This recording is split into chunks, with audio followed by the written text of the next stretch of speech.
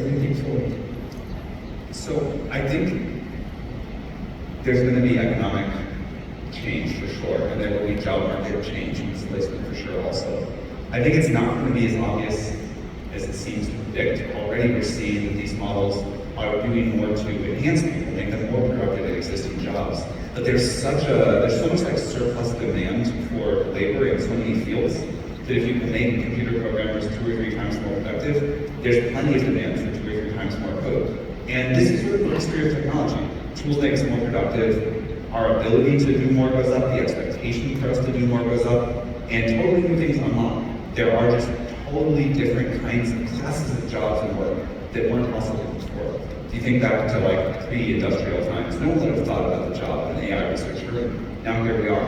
That'll happen again. AI is like certainly not the last revolution. There will be more and new kind of jobs, but they're hard to imagine. Right now, these systems, for the most part, are good at doing tasks but not whole jobs. There are some limited exceptions. Over time, they will get better and they will automate more and more. But I really think that human creativity, demand for being fulfilled, doing things for other people, status, all the reasons we work hard and want to create things, want to put something back into society, that's not going anywhere. And I think human ability there will remain important.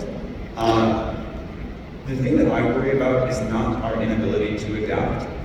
It is the speed this might all happen. So if you study the history of technological revolutions, it seems like, roughly in 2 generations, we can adapt to almost any amount of labor market change.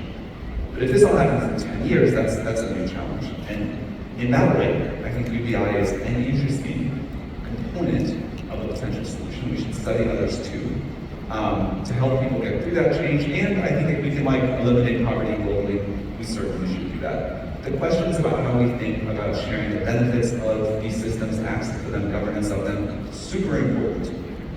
And there will be a lot of societal discussion in the coming years on how to do that. However, I don't think any of that is sufficient, although it may be necessary. People want to do all those things I was talking about earlier to express themselves, to give value back.